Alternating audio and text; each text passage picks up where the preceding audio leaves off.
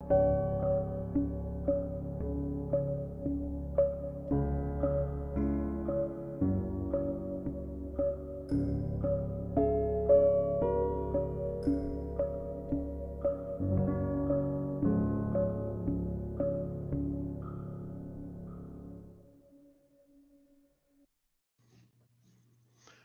morning, everybody. Good afternoon, good evening, and wherever in the world you may be located at. We're glad you are here. First things first, of course, I'm not Dr. Jerry Ozier. I'm Eric Taylor with Barricade Cyber. Dr. Gerald does send his regards, saying he could not make it this morning. He had the last minute personal issue come in. So I am very honored to be here to pitch hit in his place and hopefully be able to bring you some of our takes of the news today. Welcome to episode 127. We are glad you're here. We're going to take a few minutes, just let everybody kind of pile in, and we will get started. The real, no, not the real Jerry. I will not be the real Jerry. Will not. Why is my chat overlay not working? There we go. There we go. Sorry about that. So the chat should start showing up in the stream.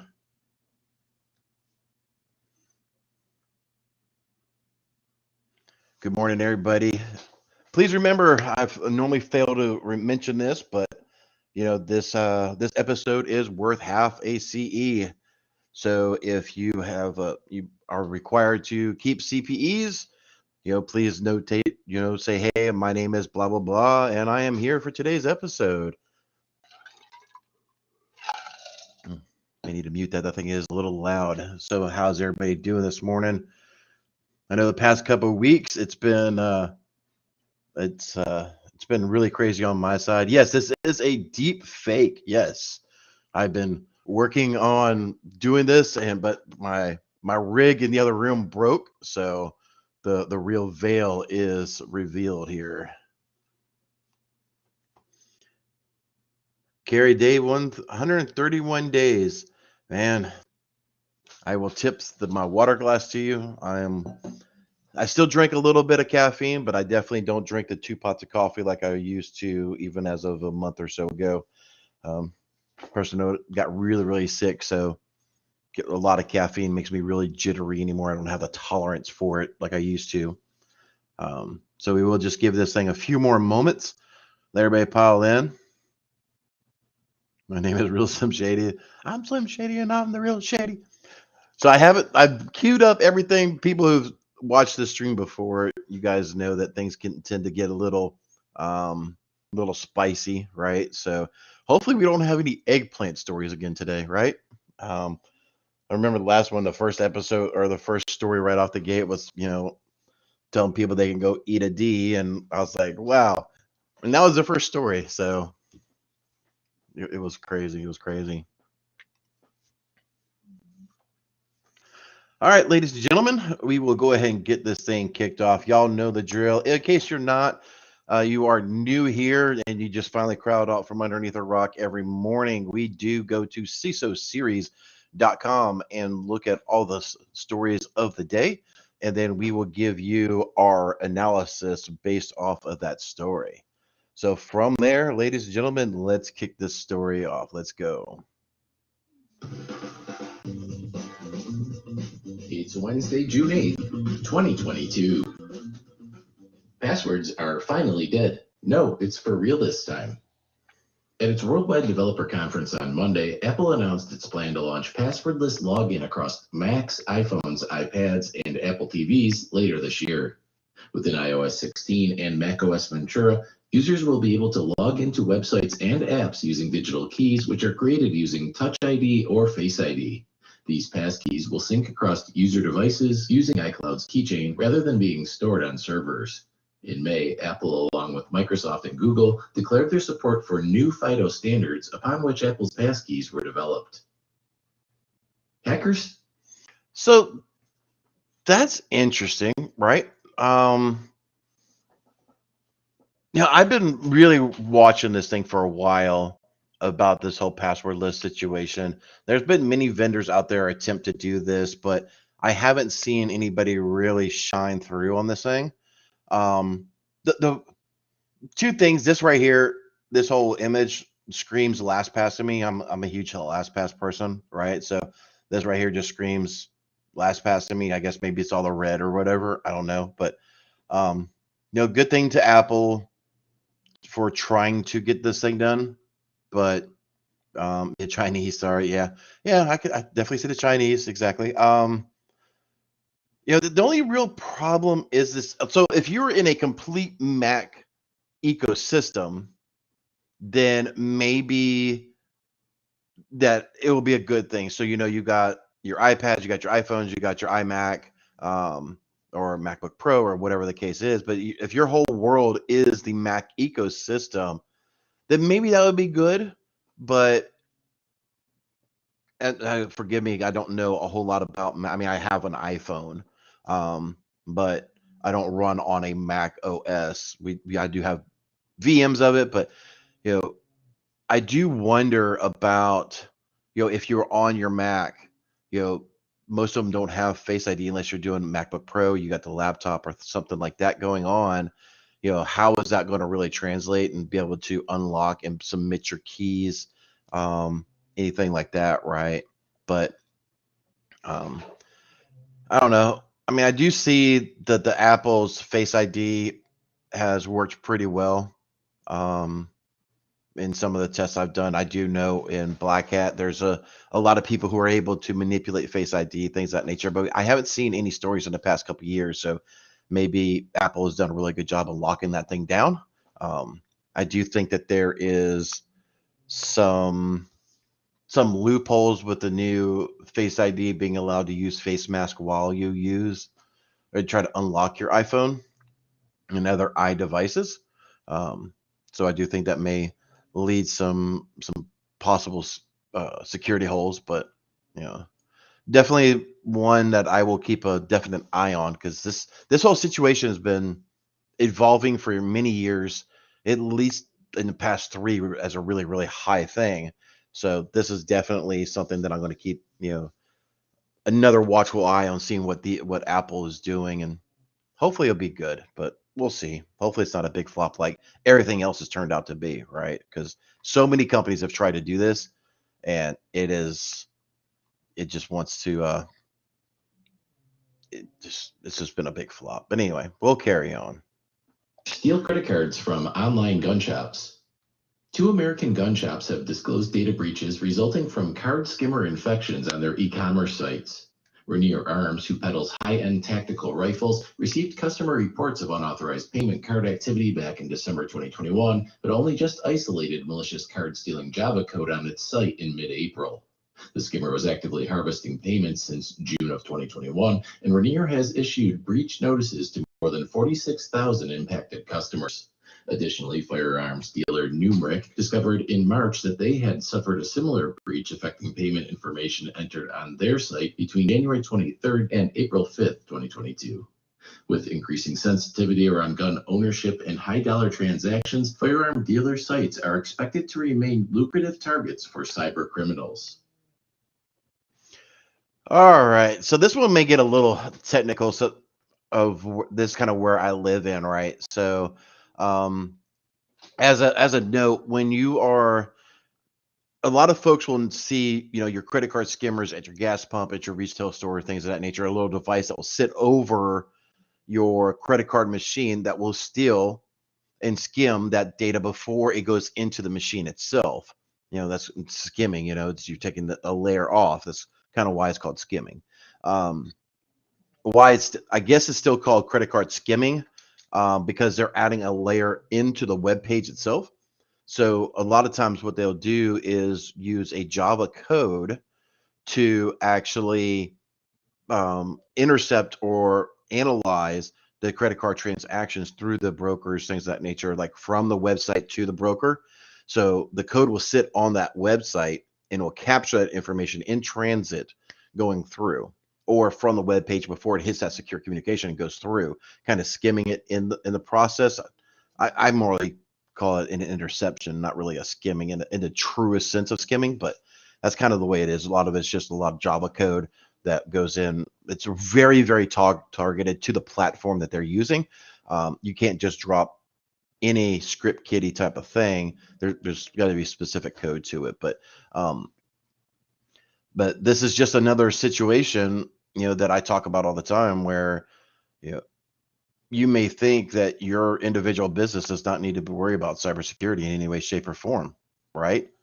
But this is just another data breach. We all get a little numb to it, right? So it's like, oh, okay, just another data breach, just another ransomware. But I don't know, man. It's a lot of these companies need to start doing a lot better. When you're holding, so when you are filling out a permit to get a gun or firearm, a pew pew, whatever you want to say it. I think we're allowed to say firearms and stuff on YouTube and LinkedIn, but there's a lot of sensitive information. Your date of birth, your full name, your address. It's been a long time. I'm pretty sure you give your social security number. Yes, you do. Yes, you do. Because it's got to go through the state SLED and they got to verify you. So you're submitting your social security number as well. So there's a lot of sensitive information there that's being stolen, right? So it's not good. I mean, this just goes back to the whole case. You need to, if you are in charge of your business's cybersecurity policy and procedures and standings and things like that, you got to sit back and be like, what is it about my network that I'm scared or I don't know or I'm worried about, and invite a company in, whether it's Barricade Cyber or not, to have that conversation, right? But people got to be more secure. People got to be more secure. But I guess if people were so secure, we wouldn't have much to talk about these days, right? So, but anyway, carrying on, ladies and gentlemen, carrying on before we get too highly spicy. Shield's data breach affects 2 million patients. Massachusetts-based medical services provider Shields Healthcare Group has suffered a data breach that exposed the data of approximately 2 million patients. Shields became aware of the cyber attack on March 28th of this year, and with the help of cybersecurity experts, determined that hackers had access to their systems from March 7th to March 21st, potentially exposing patient data, including name, SSN, dates of birth, home address, and medical records. Shields says that so far, it has seen no evidence of any stolen information being misused or further disseminated. A complete list of the 56 impacted medical facilities is published on the Shields website. Sam? All right, ladies and gentlemen, take a look at this, right? You got just like the gun story, right? The firearms dealer. You have full name, social security number, date of birth, home address. This is even more information. Look, this is. I really think, if you were a threat actor of any way, shape, or form, that you could easily start building massive profiles on people with all the data breaches. There's always been a joke that well, I got Equifax credit monitoring literally for the rest of my life because of all the data breaches. I think we've said this on this podcast before, but it's not good with all the stuff that's getting leaked. How much of your data could be correlated? How much of your information could be correlated from all the data that's been leaked, right? It's almost like we got to get to a point. It's like, you know what? I just need a new identity, right? Tomorrow I need to become Mark Brown or something. I don't know. But it's just, I don't know where the end of this is going to be at, right? But a lot of this stuff just makes me sick. Like, it makes me, those of us that are in the infosec industry, and that are parents, we really worry about our kids. Like, if it's this bad now, right, what is it going to be like for our kids when they get into this world, right? So, are they going to have any security? Are they going to have really any identity left? Or is it just all going to be stolen where anybody can assume anybody's identity that they want? So I don't know. A little personal rant there, but please, people, start talking to people and start locking down your systems, please, for the love of God.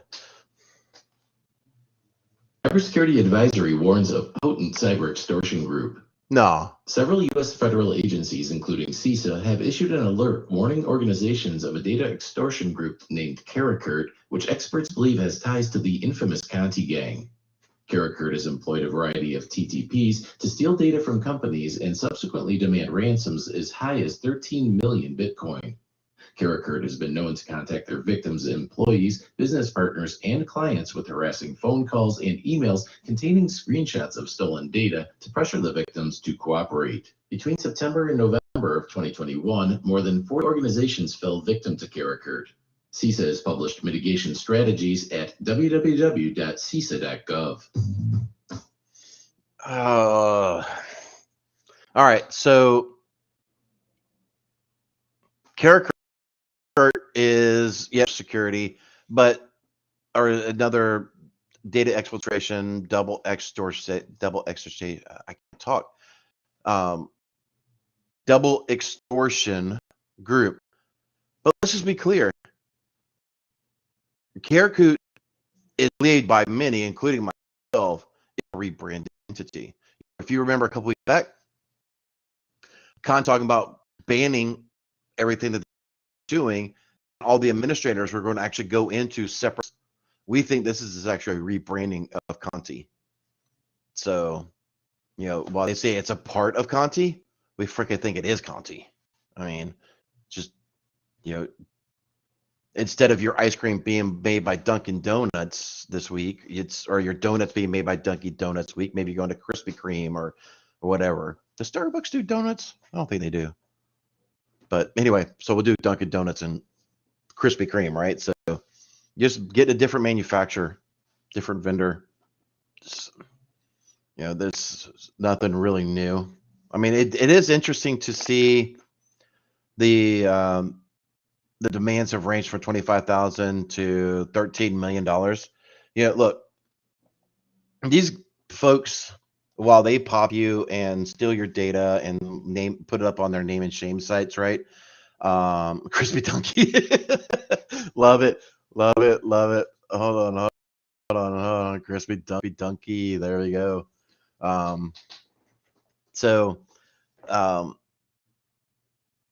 Lost my train of thought. But so they do information, right? They go to Zoom info, they do whatever they can. Plus they look through your data that's been exfiltrated to see if there's any sensitive information.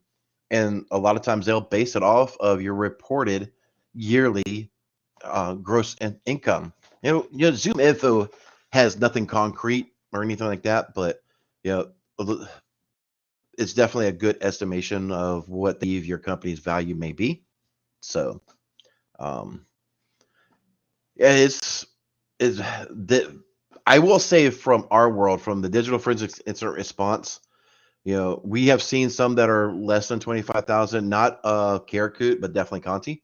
And we have worked cases much larger than $13 million. So a little insight. These things can get downright pricey. An ounce of prevention will prevent these type of things. So do your homework, folks. All they're going to do is just change their name as soon as they get too big. So. And that management platform, check out plextrack.com/CISO series. That's plextrac.com/CISO series. Basta ransomware now targets VMs. Uptick's threat research analysts have identified Basta as the latest ransomware gang to add support for VMware ESXi machines running on enterprise Linux servers. Basta's ransomware uses the Cha-Cha-20 algorithm to encrypt VMs on compromised ESXi and leverages multiple processors to speed up the encryption process. The ransomware creates ransom notes, which conveniently include chat panel links and unique IDs that victims can use to communicate with the attackers. Since first being observed in the wild back in April, Basta has received at least one ransom demand exceeding $2 million in exchange for use of its decryptor tool. Apple safety. Another day, another ransomware, right? So ESXi VMware. VMware makes ESXi, which is a hypervisor platform that a lot of people use. It is the alternative to the Windows platform. I personally do not like my hypervisors being the same operating system that my core infrastructure is running off of. So yeah, I'm not going to use Hyper-V, personal preference, right? I know a lot of people love Hyper-V, but I'm not using it as my hypervisor. I can tell you that much right now. And with that said, VMware has definitely been a massive target for ransomware, right? So there's two ways that you're going to get to a hypervisor. Pop quiz, everybody. What's the two ways you can get to a hypervisor? Either you're already in the network, or you're exposing your network to the environment. We actually had a case about a year, 2 years ago, where a hosting provider left one of their iDRACs exposed to the internet from a cloud provider, and they had default credentials in there. They went in and wiped and encrypted the entire freaking thing, right? So have your stuff exposed to the internet. It's plain and simple. Unfortunately, and somebody tell me in chat if I am wrong, but I am pretty sure there's not a single EDR platform that will run on ESXi VMware. So being able to pull and monitor your logs of these devices is very, very critical. There's ways that you can be able to send the syslogs of these devices out, so that way you can be able to analyze them for further analysis. So, and most of the times, if you actually don't have this, are exposed to the internet, there's plenty of telltale signs that somebody's inside of your network long before they get to your ESXi server. But monitor and log all the things, right? Monitor and log all the things. Check combats domestic abuse. Apple announced a new feature called the Safety Check, designed to curb domestic abuse, which will debut in iOS 16. Apple says the new feature gives users the ability to review permissions granted to apps and other individuals, and provides an emergency reset function that instantly cuts off iCloud access from other devices, including GPS tracking, resets privacy permissions, and limits FaceTime and messaging services to one device. The optimal time for abuse victims to leverage emergency reset is when they are no longer in close physical proximity to their abuser. If you or someone you know is experiencing domestic violence, you are encouraged to reach out to law enforcement or the National Domestic Violence Hotline at 1-800-799-7233. Maybe another tip of the hat to Apple, right? They are, so let me put a big asterisk at the start of this, right? Apple does some sketchy, questionable activities, right? Not too long ago, they were talking about scraping your photos that were sent to iCloud to look for potential child pornography, right? Granted, let's stop child pornography, but you're really scraping my data. The same thing, I have a very, very, what's the right way to say it? I have a bone to pick with people who do domestic abuse, right? Like, I will literally go to jail if I see someone abusing a woman. I'll just beat the crap out of them. I have no tolerance for that. So Apple doing this is a tip of the hat, right? At the same time, I do wonder what data are you getting to indicate that? I didn't see in here. I do know when on Android there was the emergency revokes all access, blah blah blah. There is a way on some devices. I think it's on iPhone as well. I know it's on Android, where you could actually push two buttons 2 or 3 times, and it'll put it in that mode. So like if you see a suspicious person coming up to you and you're like, I just don't feel comfortable, you push those couple buttons, like the volume up and the power, or the volume down to power, or power up, power down type things like that. and it can put it in this mode. It'll start recording. It will start taking video of your front and back camera, things of that nature. I think you can do the same thing with iOS, or are they just doing constant monitoring of all the communications around you for certain triggers, like saying, hey, enter smart device name here. I don't want to set everybody's freaking smart devices off. Um, so definitely something we need to take a look at. This looks like preliminary information. Oh, here we go. If you hit the button, iCloud is removed from the device except for your handset, blah, blah, blah. So I didn't see in here. Give me one sec. So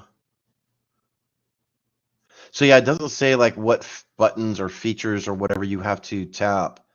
At least not by the skimming of this article. So definitely something I'm going to look into as well. But at least on the surface, like I said, another tip of the hat to Apple trying to do something in the good of, people's safety. So we'll leave it at that. Hopefully they don't cross any bad lines and just whatever. But at some point, I hate to say it, but at what point do we give up some personal security for the overall safety of others? Right? So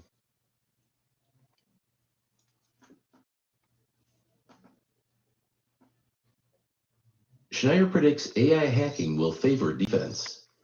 In his keynote at RSA Conference 2022, Bruce Schneier contended that it's only a matter of time before AI becomes a more dangerous hacking threat than its human counterparts due to AI's speed, scale, and scope. Schneier highlighted how AI thinks outside the box compared with humans because AI doesn't consider values, norms, implications, or context.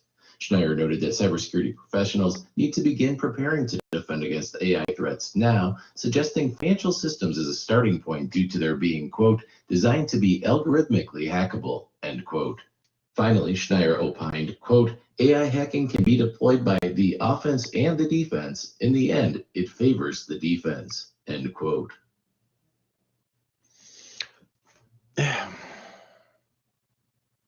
all right, those who I'm sure everybody is in here, so please take this with a grain of salt. I'm mentioning this for those who do not know, and there's probably nobody in here that doesn't know this, but AI is, of course, artificial intelligence. There's a lot. AI is definitely a lot of buzzwords, especially in the infosec and cyber defense world between AI and ML, which is called machine learning. I think a lot of this stuff is really upcoming technology. They're doing some really cool things with it, but I don't think it's prime time by any means. But it's just definitely one of those things that if you're in that world, right, you're looking to you're in that AI world. You're looking to talk about AI and things of that nature, especially for your passions or your business or something like that. This may be something that you want to dig in a little deeper. I know RSA got a ton of videos that are being sent out. A lot of cool things that are being talked about right now, and of course AI. But this article definitely will. AI will change hacking speed, scale, and scope. They will think like aliens. So they will think outside of the box. And I think that really is the key thing that you got to take away about. We've had several articles already talking about ransomware, the new, what I believe is a rebranding of Conti. But what if your ESXi servers were being attacked by a potential AI? They can quickly manipulate and pivot and do different things to attack and enumerate inside of your network based off of AI. Do you think as a defender, you're going to be able to defend a technology? Hell no. You're not going to be able to do that. So having your EDR, XDR, MTR, things of that nature will definitely be of interest, right? We got a question in the chat from Mr. Dr. Gerald Ozier, have you ever seen the AI produce new veins going malicious alerts that you've blocked before it's done? That's a good question. So I think I know where you're going with this.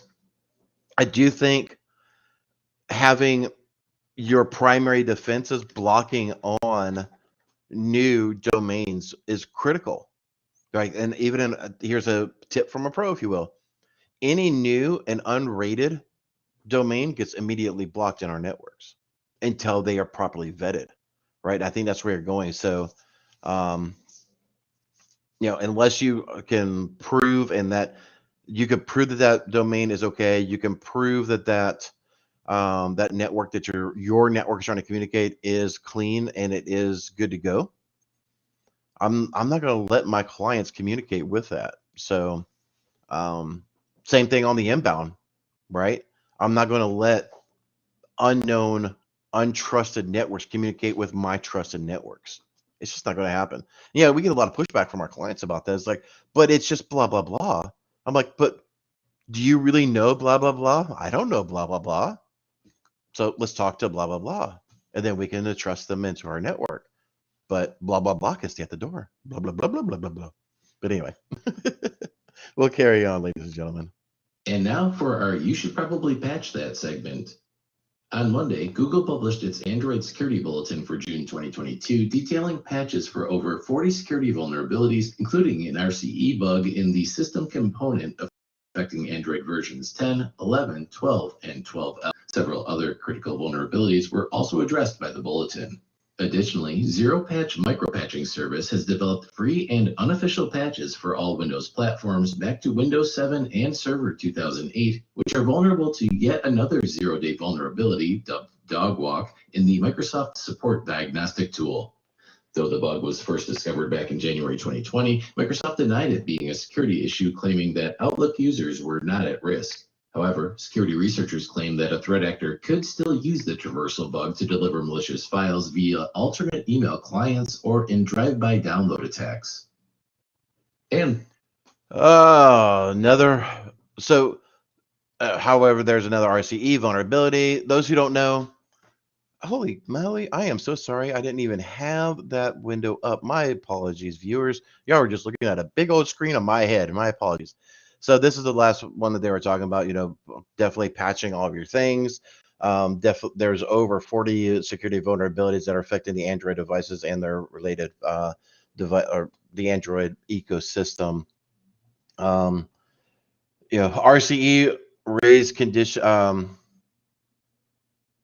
remote code execution. Sorry, had a brain fart for a second there. But remote code execution, so you're able to execute remote code and get unattended access or make things go into,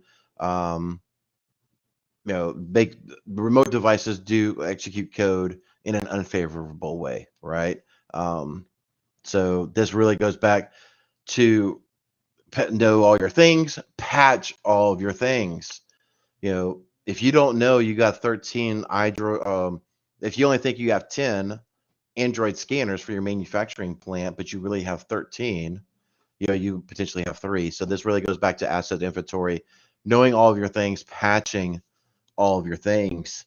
It's very, very, very, very critical. So please go around, patch all of your things. And be more secure, right? So with that said, ladies and gentlemen, that is the end of the CISO series. On a programming note, I do definitely want to make sure that everybody tunes in about 2 hours. In about 2 hours. No, actually about 3 hours. I can't do math this morning. Somebody said in the comments, I'm going full Charlie Brown. Yes, I am today. I'm a full Charlie Brown fanatic today. But Dr. Gerald Ozier will be doing a mock simulation. I believe he is a red team. No, he's blue teamer this week. And he will be defending against the threat gen AI, to simulation, trying to breach into his network.